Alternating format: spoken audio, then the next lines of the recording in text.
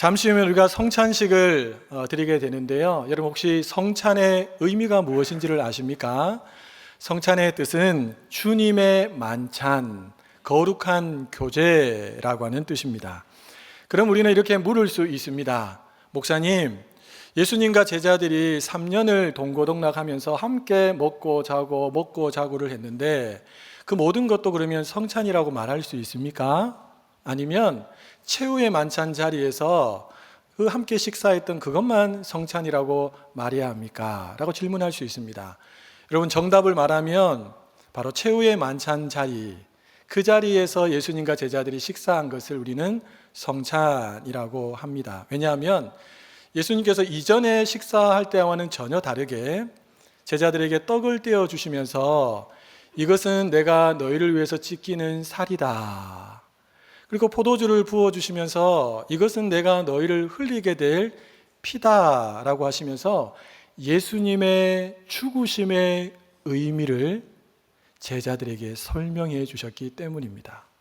뿐만 아니라 예수님은 너희들이 이것을 행하여 나를 기념해라 라는 말씀을 하셨습니다. 그러니까 여러분, 이 성찬식은, 우리가 거행하게 될 성찬식은 주님이 직접 만드신 거룩한 예식이다라고 할 수 있습니다. 어떤 유명한 신학자나 유명한 목사님이 제정한 것이 아니라 우리 주님이 직접 만드신 것이라는 거죠. 그러니까 중요할까요? 중요하지 않을까요?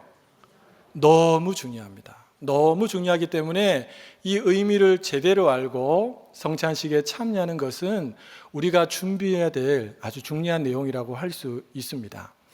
오늘 본문은 2000년 전 그 마가 다락방으로 추정되는 큰 다락방으로 최후의 만찬 자리가 있는 그곳으로 우리를 인도해 줍니다. 거기에는 예수님과 제자들이 둘러앉아 있습니다. 서로의 몸을 기대어 가면서 이제 음식을 나누게 됩니다. 사랑하는 성도 여러분, 이곳에 성찬을 준비하시는, 성찬을 대하시는 우리 예수님의 마음을 엿볼 수가 있습니다. 그 마음이 어떤 마음이었는지 우리 짧게 함께 좀 나누도록 하겠습니다. 예수님의 마음 첫 번째, 우리 같이 한번 읽어보도록 하겠습니다.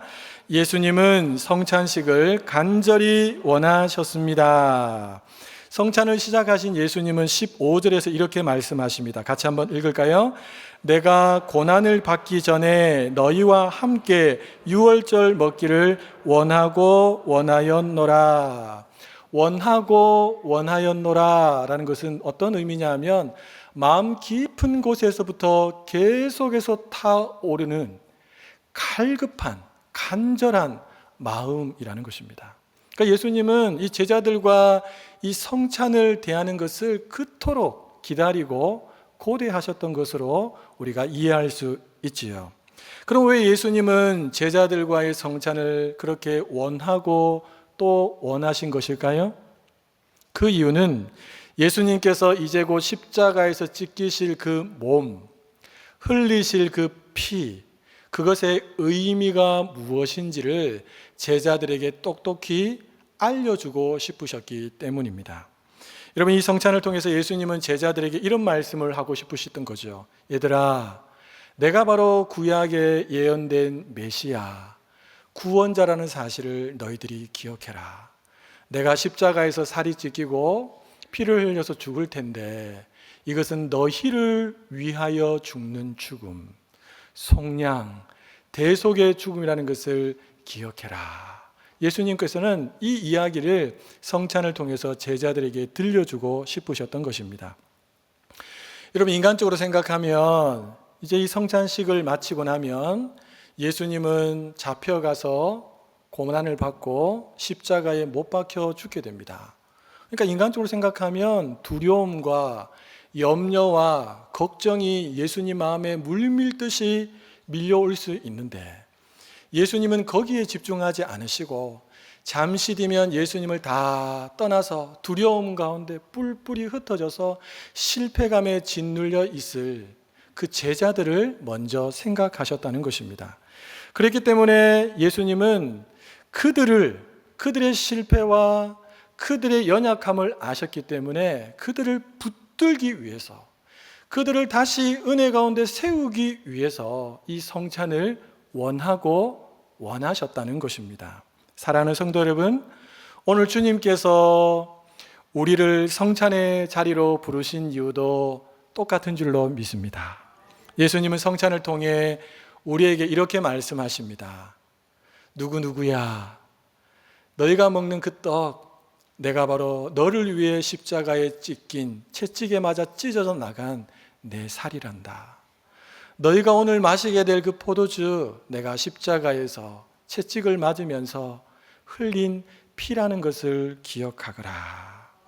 그러니까 여러분, 성찬은 바로 이 주님의 우리를 향한 어마어마한 그 사랑을 다시 한 번 더 확인하는 자리, 더 나아가서 이 성찬을 통해 다시 용기와 힘과 위로를 얻는 자리가 바로 이 성찬의 자리, 우리를 위해서 주님께서 베풀어 주신 자리라는 것을 꼭 기억하시기를 바랍니다. 성찬에 대한 예수님의 마음은 무엇일까요? 우리 둘째 같이 한번 읽어보겠습니다. 예수님은 제자들이 성찬 받기에 합당하지 않음을 아셨습니다. 여러분, 예수님께서 떡과 잔을 나누시는 그 자리에 있는 제자들 한번 생각해 봅시다. 그들은 과연 합당한 사람들이었을까? 여러분, 예수님께서 갑자기 이런 말씀을 하십니다. 너희 중에 하나가 나를 팔리라. 그 자리에 누가 있었다는 겁니까? 잠시 후면 예수님을 팔게 될 가룟 유다가 그 자리에 있었다는 것입니다. 여러분, 가룟 유다가 감히 주님이 베푸신 이 성찬에 참여할 자격이 있습니까? 없습니다. 지금 주님하고 전혀 딴 마음을 품고 그 자리에 앉아 있는 것입니다. 뿐만 아니라 그 자리에는 다른 제자들보다 내가 더 높다라고 생각하는 마음을 품고 있는 제자들도 있었습니다. 더군다나 잠시 후면 나는 예수라는 사람을 모릅니다 라고 3번이나 부인하고 저주까지 했던 베드로도 그 자리에 같이 앉아 있었습니다.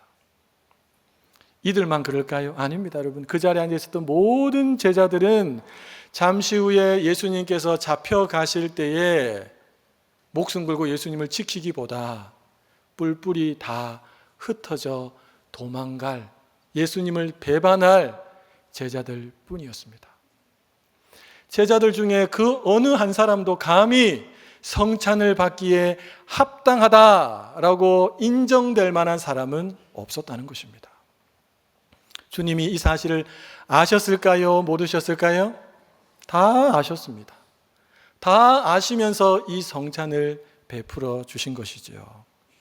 사랑하는 성도 여러분, 그렇습니다. 성찬은 잘나고 훌륭한 사람을 위해서 주님께서 제정하신 것이라기보다 부족하고 연약하여 또 넘어지고 또 실수하고 또 제 가운데서 헤매고 있는 바로 연약한 제자들, 우리와 같은 연약한 사람들을 위해서 주님께서 베풀어 주신 식탁의 자리라는 것을 기억하시기를 바랍니다. 그렇기 때문에 그 성찬의 자리에는 주님의 은혜가 있고 주님의 용서가 있고 주님의 위로가 있는 줄로 믿습니다. 오늘 성찬을 대할 때 여러분들에게 주님의 은혜와 용서와 위로가 위로부터 부어지게 되시기를 예수님의 이름으로 축복합니다. 따라서 우리는 성찬의 자리로 나아갈 때마다 이렇게 고백하며 나가야 합니다. 주님, 저는 감히 성찬에 합당하지 않는 사람인데 저 같은 사람도 이 자리에 불러주셔서 감사합니다. 저 같은 사람도 성찬에 다시 참여하여 다시 은혜 받을 수 있는 길을 열어주신 것을 감사합니다. 이런 마음으로 나갈 때 우리 주님께서 그 중심을 보시고 더 큰 은혜를 부어주실 줄로 믿습니다. 성찬에 대한 예수님의 마음은 무엇일까요? 우리 복습해 보겠습니다. 첫째로, 예수님은 성찬식을 간절히 원하셨습니다. 둘째로, 제자들이 성찬 받기에 합당하지 않음을 아셨습니다. 셋째로, 예수님은 제자들에게 이것을 기념하라고 명하셨습니다. 여러분, 예수님께서 떡과 잔을 나누실 때에 2번이나 반복해서 이것을 기억하고 기념하라. 나를 잘 기념하라 라고 말씀하셨습니다. 여러분, 기념하라는 말은 언뜻 듣기에는 기억하라 라는 말로 들립니다. 예, 틀린 말은 아닙니다. 그러나 그 원어적인 의미를 더 깊이 들여다보면 단순히 기억만 하는 것이 아니고 너희가 주님께 받은 그 은혜를 받은 사람답게 다시 살아가라 라고 하는 의미가 더 정확한 의미라고 볼 수 있습니다. 자, 그러면 우리 주님께서는 왜 제자들에게 이것을 기억해라, 기념해라, 이것을 붙들고 다시 살아가라 라고 말씀하셨을까요? 그 이유는 예수님은 이제 잠시 뒤면 죄와 죄책감 가운데 짓눌리고 은혜라는 것들을 다 떨쳐버리고 살게 될 제자들의 연약함을 보셨던 것입니다. 그래서 얘들아, 너희들이 성찬을 대할 때마다 나의 이 마음을 좀 기억해 주면 좋겠다. 너희들이 여전히 죄 가운데 있지만, 죄책 가운데 있지만 그것을 이겨내고 다시 너희에게 은혜를 주기 원하는 나의 마음을 너희들이 기억하면 좋겠다. 그래서 너희들이 그 은혜를 받고 다시 일어서면 좋겠다 라고 하는 것이 바로 우리 성찬에 담겨져 있는 주님의 마음이라는 것입니다. 사랑하는 성도 여러분, 인생을 살아오면서 우리가 많은 사람들하고 어울리다 보면 나도 모르게 상처를 주기도 하고 상처를 받기도 합니다. 또 어떨 때는 내가 전혀 잘한 적도 없는데 나에게 어떤 사람이 큰 은혜를 베풀기도 하고, 혹은 내가 주님께 받은 사랑에 감사해서 은혜를 베풀기도 합니다. 사랑하는 여러분, 한번 제가 물어보겠습니다. 내가 받은 상처가 오랫동안 기억에 남을까요? 내가 받은 은혜가 오랫동안 기억에 남을까요? 예? 은혜? 상처. 맞습니다. 부모님들이 자녀들을 대할 때 어떻게 대합니까? 전폭적인 은혜를 베풀지 않습니까? 자녀들이 부모에게 뭐 해준 게 있습니까, 여러분? 배 아파서 낳았는데 먹을 거, 입을 거 다 채워주고 학교 갈 수 있도록 해주고 인생의 조언도 해주고 은혜란 은혜는 다 쏟아부어 주는데 부모가 잘못했던 말에 어떤 마음에 상처가 탁 된 거, 그거 하나 때문에 자녀들이 뭐라고 말합니까? 엄마 아빠가 나에게 해준 게 뭐 있는데? 얼마나 섭섭합니까? 저도 사춘기 3명의 아들을 키우고 있는데 내가 쟤들한테 이런 이야기를 들어야 되나? 라고 생각할 때가 종종 있습니다. 이런 우리는 연약합니다. 그래서 쉽게 상처받은 것 떨쳐내지 못합니다. 은혜 받은 거 쉽게 떨쳐냅니다. 언제 그랬나는 듯이. 우리 주님은 이런 연약함을 잘 아시기 때문에 우리가 은혜에서 이탈하지 않도록 친히 성찬을 만드시고 이 성찬을 통해 다시 주님의 그 은혜를 생각하고 다시 그 은혜에 붙잡힌 바 되어 살기를 원하는 마음으로 이 성찬을 친히 열어주신 것입니다. 사랑하는 성도 여러분, 성찬으로 나아갈 때마다 오늘 우리가 짧게 나눈 이 3가지를 기억하시기 바랍니다. 성찬은 주님께서 우리와 함께 하기를 간절히 바라고 원하셨던 것입니다. 우리가 성찬에 참여하기에 합당하지 않지만, 여전히 부족하지만 주님은 다시 우리를 은혜 가운데 세우시기 위해서 이 성찬을 허락해 주셨습니다. 간절한 바람은 주님께서 이런 마음으로 우리를 성찬의 자리에 초대해 주신 것을 알고 감사와 믿음으로 나아가셔서 주님이 주시는 위로와 은혜와 힘을 다시 공급받게 되는 우리 모든 성도님들 되시기를 예수님의 이름으로 축복합니다. 이제 성찬 예식을 거행하겠습니다. 이 성찬 예식은 하나님께서 연약한 우리를 사랑하신다는 표현이고 증거입니다. 여러분, 믿음과 감사하는 마음으로 참여해 주시기를 바랍니다.